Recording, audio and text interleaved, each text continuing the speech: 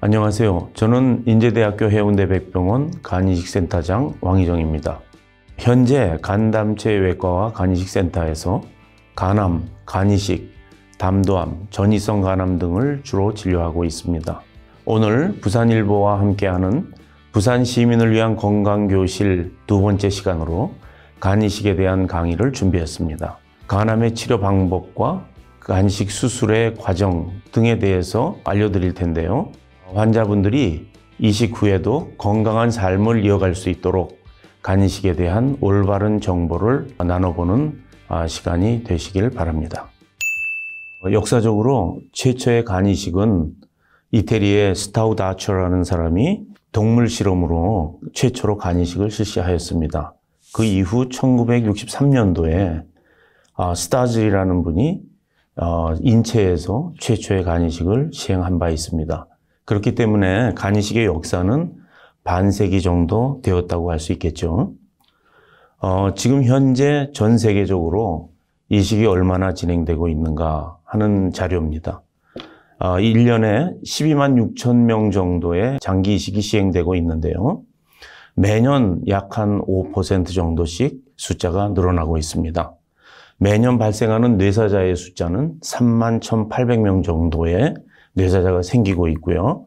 일반적으로 1시간에 15명 정도의 이식 수술이 진행되고 있다고 보고되고 있습니다. 오늘 강의 내용 중에 간에 대한 내용을 보게 되면 간이식이 1년에 27만 7천 명 정도의 간이식을 지금 시행하고 있죠. 인구 100만 명당 간이식 시행하는 예를 살펴보겠습니다. 전 세계적으로 크로아티아가 인구 100만 명당 약 한 35명 정도의 간이식을 시행하고 있고요. 그것에 이어서 대한민국이 100만 명당 27명 정도의 간이식을 시행하고 있어서 대한민국이 전 세계에서 두 번째로 많은 간이식을 시행하는 나라입니다. 이거를 이제 세계 지도를 놓고 보게 되면 인구 100만 명당 간이식 시행 예를 보시게 되면 크로아티아, 대한민국, 스페인 정도가 선두 그룹을 이루고 있습니다. 국내 간이식 현황을 살펴보면 1988년을 시작으로 점진적으로 간이식의 숫자가 늘어나고 있습니다. 제가 경험했던 간이식 예를 보면 1995년도부터 간이식을 평균 약 한 40에서 45회 정도, 연간 40에서 45회 정도를 시행하였습니다. 이와 같은 그 간이식이 발전하게 된 계기는 시대별로 개발된 면역 억제제를 통해서 간이식의 생존율이 개선되었다고 볼 수 있는데요. 시작할 당시에는 아자티오프린이라는 간 면역 억제제가 1년 생존율 35% 정도에 불과했던 것이 1980년대에 들어서면서 사이클로스포린이라는 약이 개발되면서 생존율이 80%대로 올라가면서 1983년도에 미국의 NIH에서 이 간이식을 실험적인 치료법이 아니라 말기 간질환 환자에 필요한 치료법으로 인정을 하게 되는 계기가 되었습니다. 최근에는 1990년 이후에는 타크로리무스라는 약이 등장하면서 간이식의 성적이 90%대로 올라가게 되었습니다. 지금부터 간이식 수술 과정을 간단히 소개하겠습니다.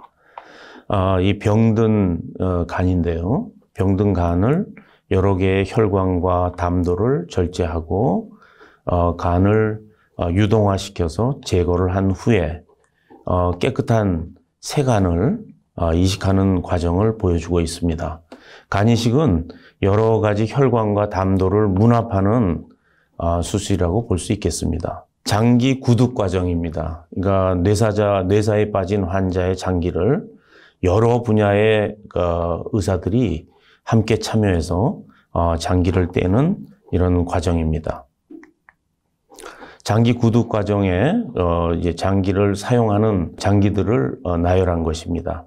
한 환자에서 심장과 간, 그리고 이 여러 가지 그 신장, 췌장 등을 채취할 계획들을 각 병원별로 나열해 놓고 있습니다. 장기 구독 과정은 이와 같이 한 사람의 몸에서 대개 평균 5개 정도의 장기를 구독하는 과정으로 이루어집니다. 이 중에 간은 심장과 폐를 구독한 이후 세 번째로 구독하는 과정을 보여주고 있습니다. 일단 구독된 장기는 아이스박스에 보존액 속에 약 4도씨로 보존이 되어 운송을 하게 되고요. 운송한 뒤에 장기를 받을 환자의 수술하는 옆방 또는 같은 방에서 이와 같이 테이블을 하나 더 놓은 상태에서 이 장기 성형 과정을 거치게 됩니다.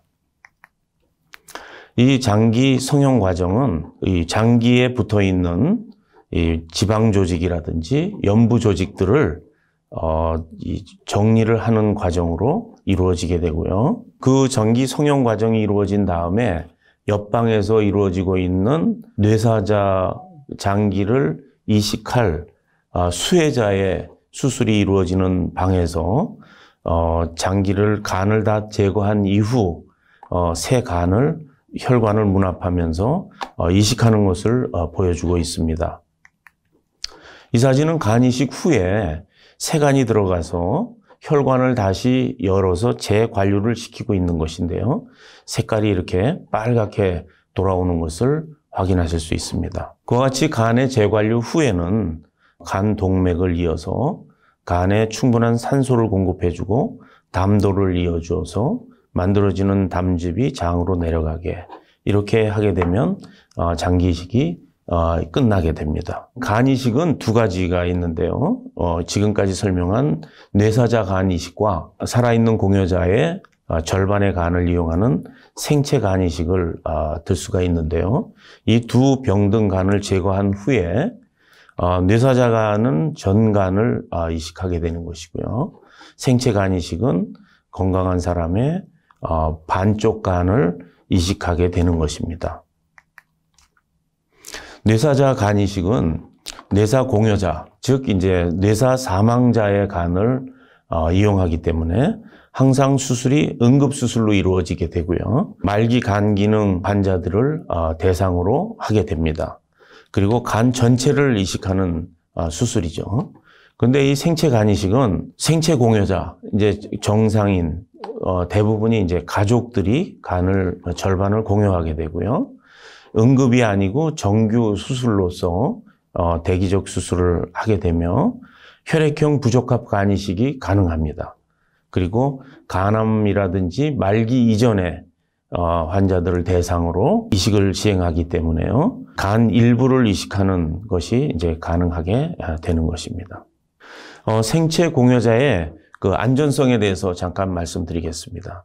생체 간 이식의 가장 중요한 고려 사항은 적합한 생체 공여자를 선별해야 된다라는 것이죠.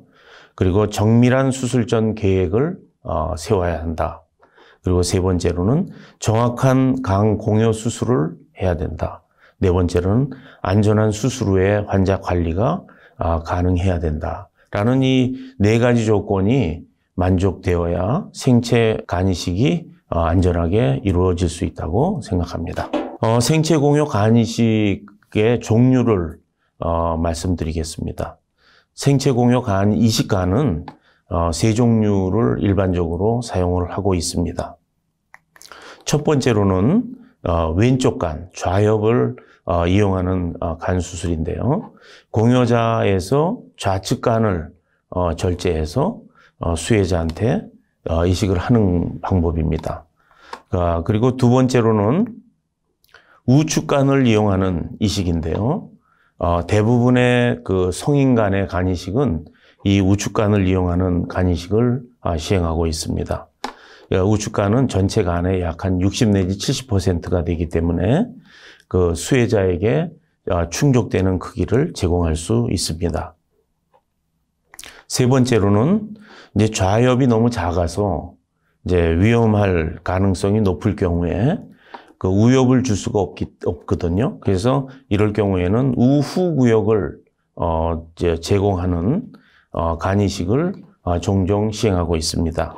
이 우후구역을 줄 경우에 받는 환자의 그 체중에 비해서 약 0.8%의 크기에 해당되는 후구역이 가능하다면 후구역 절제도 충분히 이용할 수가 있다고 생각합니다. 간 좌엽을 공유하는 수술을 잠깐 보여드리겠습니다.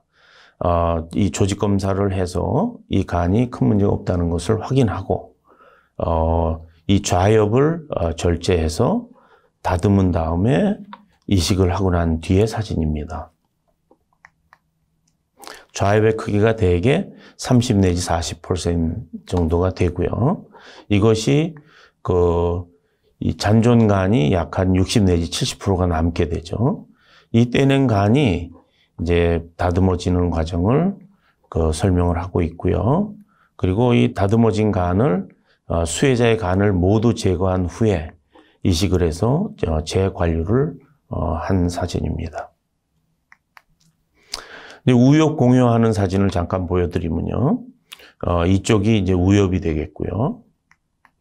우엽은 전체 간의 약 60 내지 70% 정도가 되고요. 이것이 이제 우엽을 제거하고 난 뒤에 잔존간을 보여줍니다. 좌엽이 약 한 30 내지 40%가 되고요.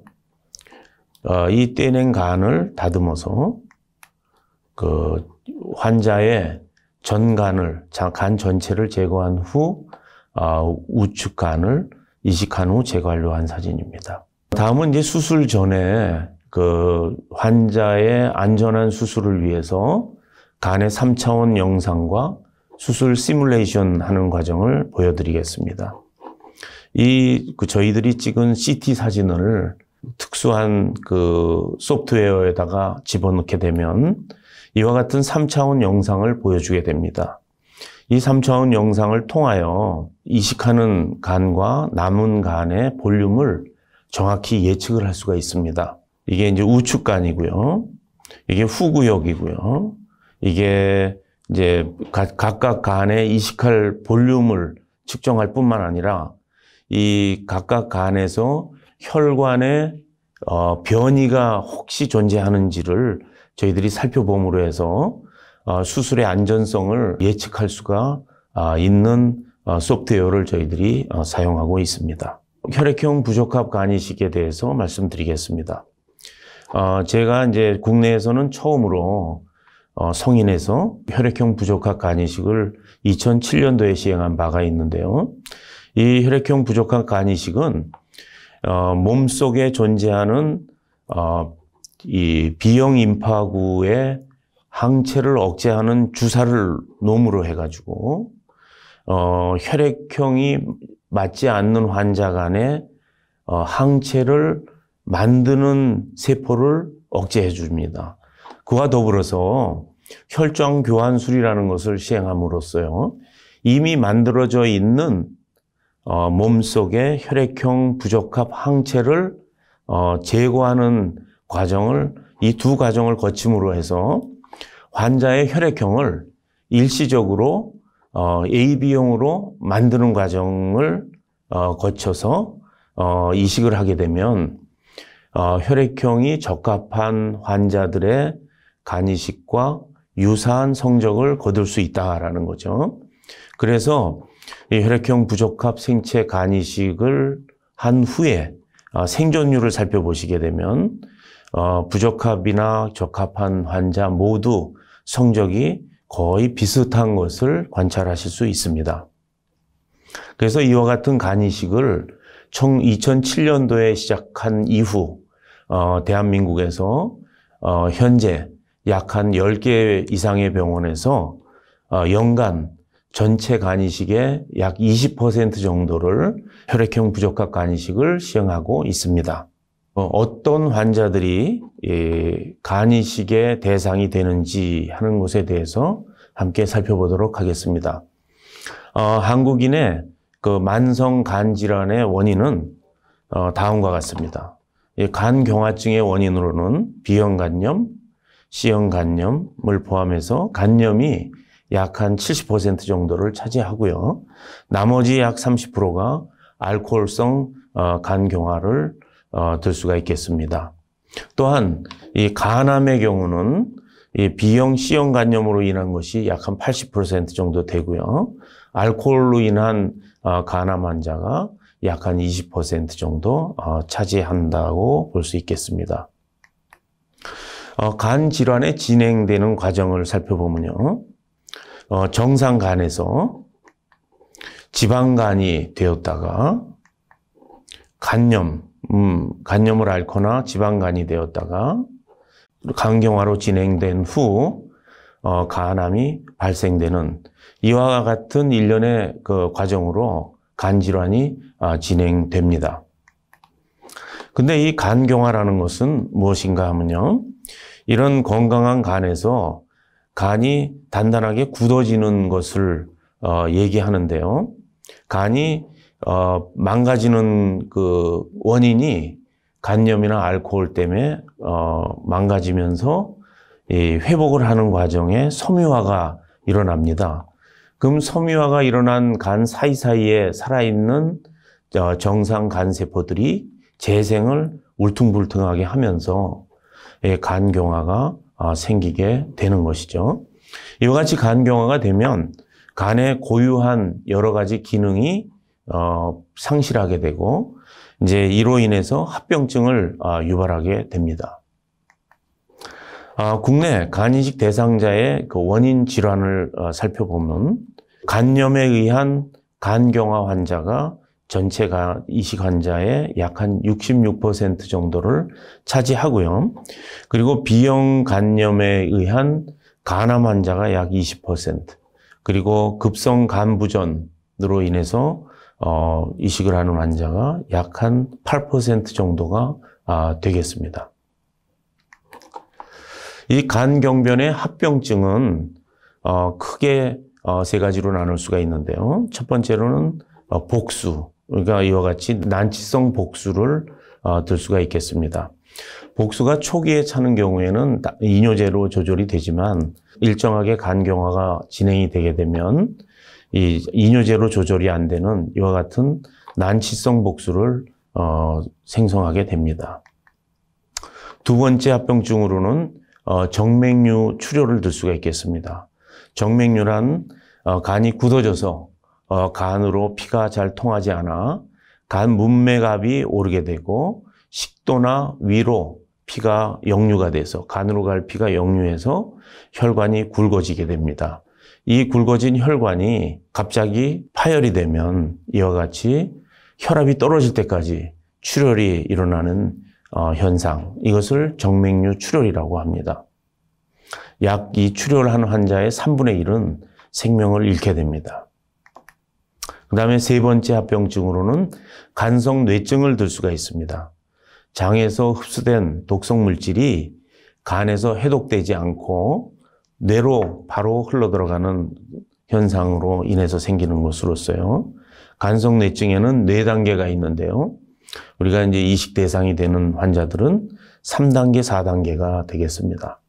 이 3단계 환자들의 특징은 하루 종일 잠을 자려고 합니다. 근데 다만 식사 때라든지 어떤 특정한 자극이 있게 되면은 환자가 잠깐 일어나서 정상의식으로 식사를 하고 또 자극이 없어지면 수면에 빠지게 됩니다. 그리고 네 번째 단계는 혼수 상태에 빠지게 되는 것으로서요. 통증, 자극에 대해서도 반응을 하지 않는 것을 4단계라고 합니다. 간이식의 적응증과 금기증을 잠깐 말씀을 드리면요. 우리가 어떤 경우에 간이식을 할 것인가? 간이식은 간질환의 원인과 그 심한 정도를 우리가 파악하는 지표들이 있는데요. 이 원인과 심한 정도가 어느 정도인가라는 것과 적응증과 금기증에 따라서 또 이식의 최적 시점이 어느 때인가 하는 것을 종합해서 이 환자의 간이식을 언제 시행할 것인가라는 것을 결정하게 됩니다. 이 적응증을 살펴보면요. 급성 정격성 간 부전, 즉 기존에 간 질환이 없던 환자가 갑자기 잔존 간 기능이 떨어져서 간이 대량으로 망가져서 재생 능력이 없어지는 상황을 급성 간 부전이라고 합니다. 그리고 말기 만성 간 부전은요, 잔존 여명이 상당히 짧은데요. 이 난치성 합병증을 동반하고 간이 서서히 망가져서 간의 세포 수가 생명을 유지하지 못할 정도로 떨어진 상황을 말기 간 부전이라고 합니다. 이때는 삶의 질이 상당히 떨어지고 대부분 이식을 해야 되는 환자들은 중환자실이나 병실에 입원해서 생활을 해야 하는 그런 환자들의 간이식 대상이 됩니다. 그 다음에 이제 세 번째가 간암인데요. 이 간암은 절제 치료가 불가능한 환자인데요. 특히 혹은 작지만 간 기능이 나빠져서 만성 간 부전을 동반하고 있어서 간을 절제 치료를 하기 힘든 상황에 간을 갖고 있는 환자들이 간이식의 적응증이 되겠습니다. 그럼 반면에 간이식의 금기증은 어떤 것이 있겠는가? 첫 번째로는 전신 감염증이 있는 환자, 즉 피 속에 세균이 돌고 있는 환자. 이것은 이제 폐혈증이라고 그러죠. 이 폐혈증을 갖고 있거나 활동성 간염을 갖고 있는 환자. 활동성 간염이 있는 환자들은 이식을 하게 되면 새 간이 바로 간염에 또 감염이 되게 됩니다. 그렇게 되면 대부분의 환자가 또 만성 간질환을 앓게 되고 그 새 간을 이 간염으로 인해서 잃을 확률이 높아지게 됩니다. 그리고 다장기 부전이나 전이암을 갖고 있는 환자는 우리가 면역 억제를 하기 때문에 이 회복이 불가능하게 되고 간외 전이암이 급속도로 진행이 돼서 간이식 후에 생존을 할 수가 없게 됩니다. 세 번째로는 치료 수능도가 떨어지는 환자, 즉 다시 말해서 대표적인 게 알코올이라든지 약물 중독 환자가 여기에 해당이 되겠습니다. 그 알코올로 인해서 생긴 간경화 환자는 대개 알코올을 끊은 기간이 3개월 내지 6개월 이상이 되어야 이식 대상자가 됩니다. 그 이유는 그 금주에 대한 수능도가 떨어지는 환자는 이식 후에 다시 알코올을 섭취하게 되면 대부분의 환자가 다시 급속도로 간경화로 진행되기 때문입니다. 그러면 우리가 어떤 시점에 그 간이식을 시행해야 적절하겠는가라는 것에 대해서 잠깐 살펴보면요. 간의 건강도를 보게 되면 이 100%, 75% 이렇게 간 기능이 떨어지는 지표가 되겠고요.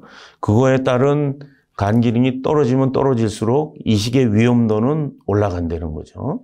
그래서 간 기능은 정상 사람들이 이 정도까지를 정상으로 보게 된다면 태어날 때 간 기능의 약 75% 정도, 그 75%가 떨어지게 되면 우리가 간으로 인해서 치료를 받기 시작해야 됩니다. 치료하던 과정에 이전에 설명드린 세 가지 합병증들이 나타나는 시기가 오게 되고요. 그 합병증이 나타나게 되면 우리가 적절한 치료를 하는데 빈번한 재발 또는 치료가 안 되는 난치성까지 점진적으로 간 기능은 악화가 될 수가 있습니다. 근데 만약에 우리가 이 난치성 상태가 된 간 기능 상태에서 이식을 하게 된다면, 이 이전에 이식을 하게 된다면 이식 후에 성적이 95%까지 성공적으로 간이식을 수행할 수가 있습니다. 하지만 이 난치성 환자들이 어떤 문제로 갑자기 상황이 안 좋아지게 되면 이 중환자실에서 치료를 받거나 인공호흡기를 달고 있거나 인공신장기를 다는 이와 같은 상황까지 악화가 된 경우에는 간이식 후에도 성공률이 50%로 떨어진다는 것이죠. 그래서 우리는 이 난치성 상태의 환자들을 어떻게든지 이식을 많이 할수록 환자들을 많이 살릴 수 있다고 보게 되겠죠. 근데 대한민국에서는 전간을 이식하는 사체 간이식이 생체 간이식에 비해서 성적이 다소 떨어집니다. 그 이유가 무엇이냐 하면요. 우리가 사체 간이식이 1년에 약 400예가 발생이 됩니다. 그 400예를 배정하는 과정이 중증도가 높은 환자한테 우선권이 가기 때문에 대부분의 대한민국의 간이식은 요 난치성을 갓 지나고 거의 중환자실에서 회복 불가능한 상태에 가까운 환자들을 주로 이식하기 때문에 뇌사자 간이식을 받는 환자들의 성적이 떨어진다고 평가하고 있습니다. 그래서 이식의 적절한 시점은 요 난치성 상황이다라는 것이 중요하겠습니다. 이식에 대해서 살펴보겠는데요. 일반적으로 간암의 치료는 간절제술, 간동맥 색전술, 국소치료 등이 있습니다. 근데 대표적인 것은 이 세 가지의 간이식을 포함해서 네 가지 치료법을 주로 우리가 적용을 하고 있는데요. 간절제술은 간을 그림대로 잘라내는 것입니다. 이것이 암이고요. 그리고 간동맥 색전술은 사타구니의 동맥을 통해서 관을 집어넣고 간에다 약을 뿌림으로 해서 이와 같이 약을 집어넣고 동맥을 막아줌으로 아사를 시키는 거죠.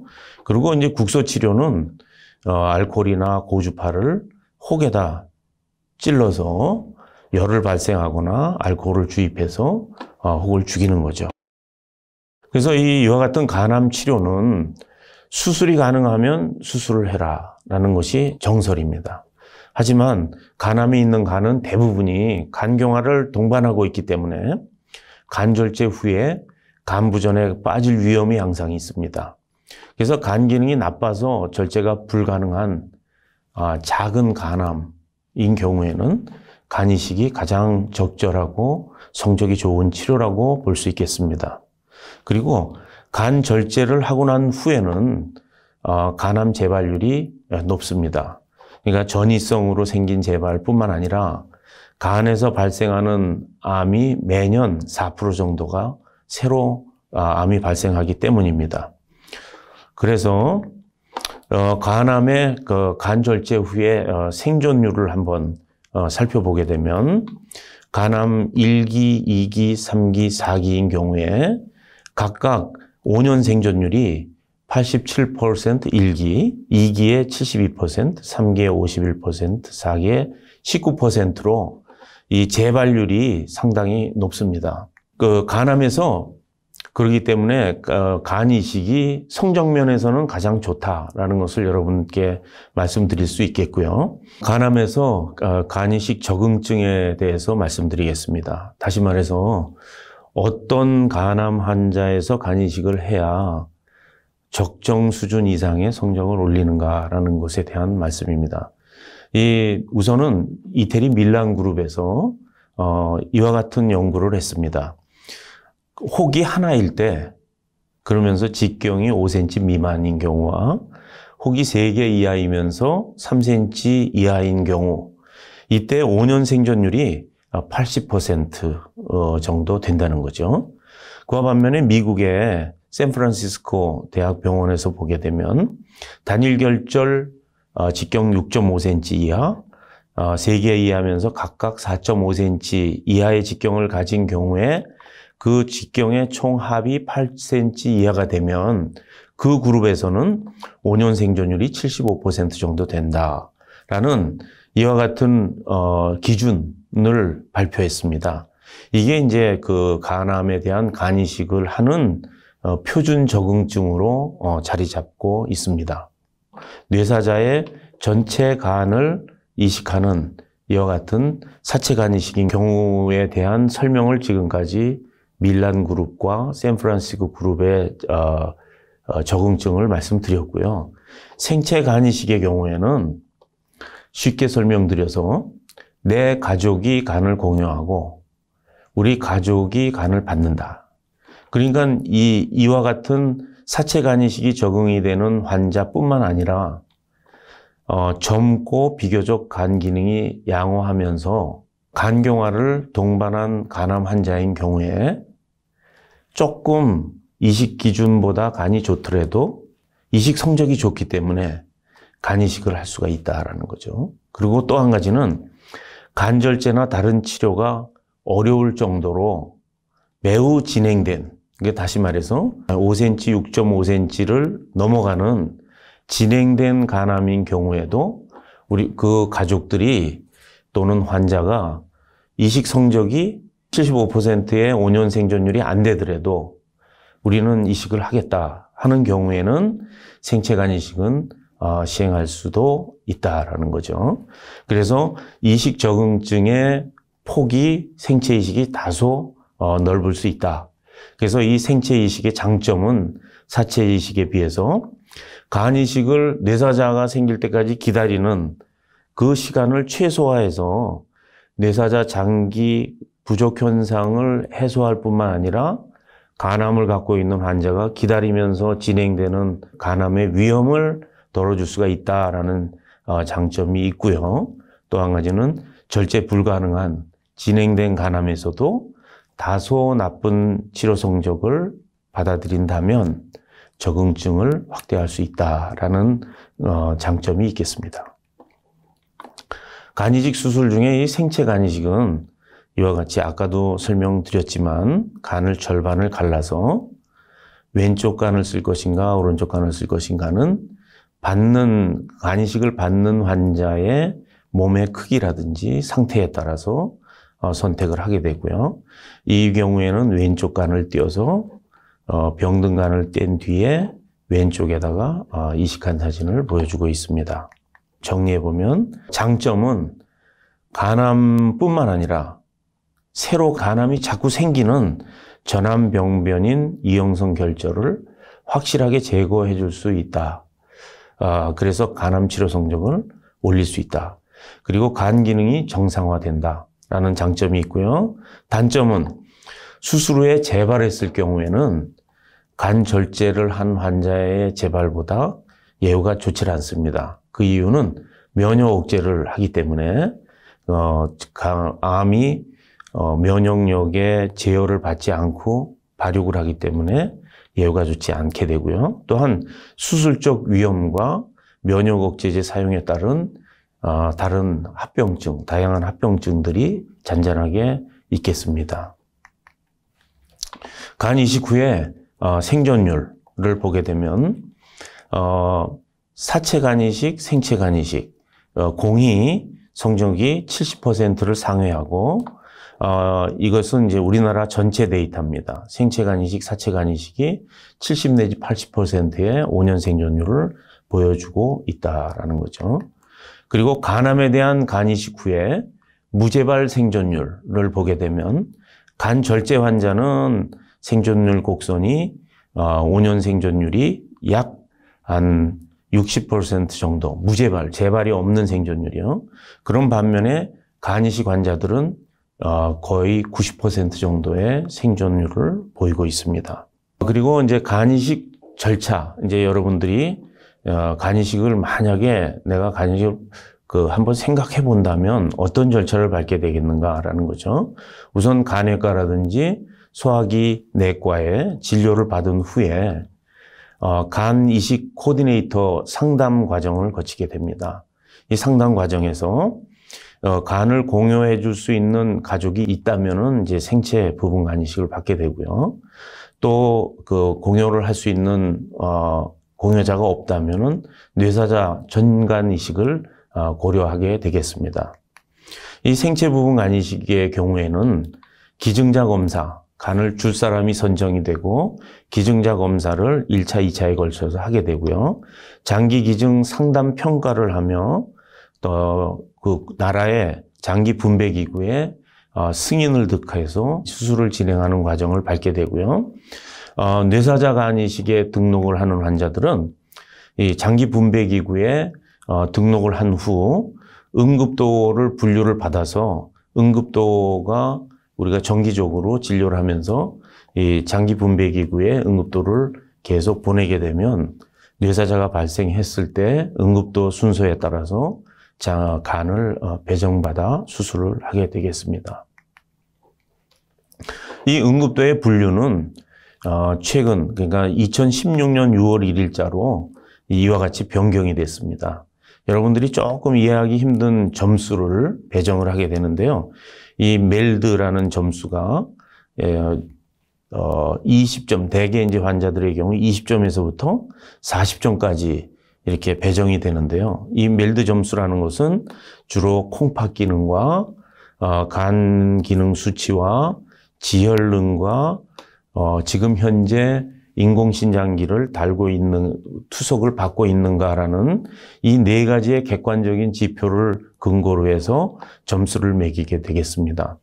그래서 이 점수가 많을수록 이제 등급이 높아져서 보통 응급 등급 2, 3급이 돼야 뇌사자 간을 받을 확률이 높아지게 되고요. 응급 등급 1등급은 뭔가 이제 약물 중독이라든지 갑자기 의식을 잃으면서 건강했던 사람이 간염이 급속도로 악화되면서 또는 무슨 약물을 잘못 먹었다든지 생약을 달인 물을 잘못 먹었다든지 독버섯이라든지 이런 것으로 인해서 갑자기 간 기능이 나빠진 환자들을 이제 놔두게 되면은 거의 85% 환자가 일주일 이내 사망하게 됩니다. 그런 환자들이 1등급이 되겠고요. 그리고 보통 2, 3등급이 되면은 이식 대상이 되겠습니다. 그러면 이런 생체 간이식의 기증자들은 어떤 검사를 하게 되는지를 마지막으로 말씀드리겠습니다. 기증자들은 1차 검사와 2차 검사 두 단계로 나누어서 검사를 하게 됩니다. 즉 1차 검사에 합격한 분들이 이제 2차 검사를 진행하게 되죠. 1차 검사는 우선 복부 CT 사진을 찍어서 그 CT 사진 결과를 우리가 분석을 해서 공여자한테 남길 간이 안전한가, 공여자한테 안전한가, 이식할 간이 수혜자한테 크기가 적절한가라는 것을 이제 우리가 예측하는 과정입니다. 이 과정에서 합격이 되면 2단계 2차 검사를 시행하는데, 이 2차 검사는 어떤 전신 질환을 갖고 있지는 않는가, 또한 이 공여자가 이식 수술을 진행하는 과정에 잘 견딜 수 있는가, 특히 생명을 유지하는 장기인 심장 기능, 폐 기능 또는 어떤 콩팥 기능 등에 문제가 없는가라는 것과 더불어서 이 이식을 하는 공여를 하는 사람의 신경정신과적인 어떤 강요성에 대한 반응을 이분이 어느 정도 하고 있는가라는 신경정신과 상담 과정도 거치고 있습니다. 여러분, 어떻게 이 강의가 충분히 이해되셨습니까? 이해 안 되신 부분에 대해서는 한두 가지 질문을 제가 받는 것으로 보충 설명을 드리도록 하겠고요. 여러분들 중에 또는 가족 중에 이 만성 간 질환을 앓고 계신 분이 있다면 저희 해운대 백병원을 방문해 주신다면 저희 팀에서 최선을 다해서 상담 및 치료에 임하도록 하겠습니다. 감사합니다.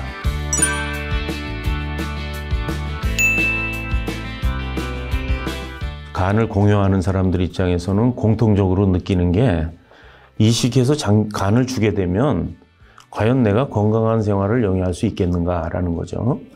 그것은 이제 약 한 일주일 정도는 환자가 조금 힘든 것을 겪습니다. 그 기간 동안은 간이 급속도로 커지거든요. 그래서 일주일 정도 지나면 원래 자기 간 크기의 85% 정도까지 간이 자랍니다.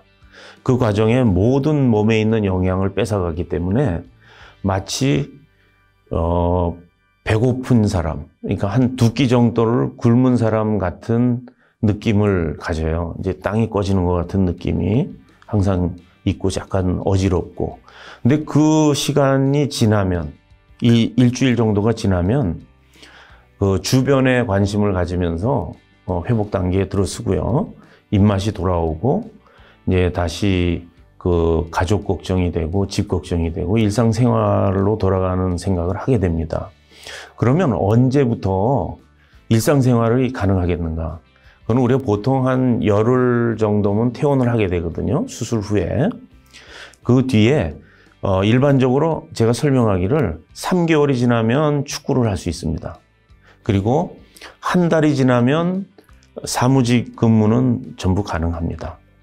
그리고 일상생활이 한 달 뒤에는 일반적인 일상생활은 가능하지만 심폐운동을 하는 그와 같은 상태까지 되려면 약 한 2, 3개월이 걸린다고 볼 수 있겠습니다. 간 이식을 받은 환자들은 면역 억제제를 평생, 대부분이 평생 드십니다. 약 한 장기적으로는 저 같은 경우에 한 20% 환자가 면역 억제제를 줄이고 일부 환자는 끊고 가는 환자들도 문제없이 끊고 가는 환자도 있습니다만 약 한 전체 환자의 20% 정도가 이 먹는 약들로 인한 부작용을 일부 겪습니다.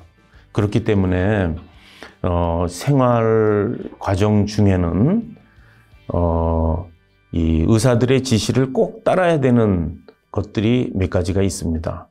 이 드시는 약의 농도에 영향을 줄 수 있는 그와 같은 그 섭생은 삼가해야 된다라는 거죠.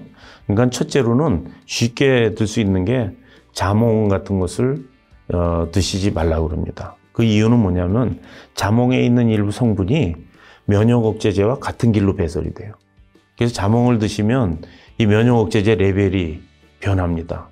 그렇게 되면은 그 약으로 인한 부작용이 발생하게 되죠.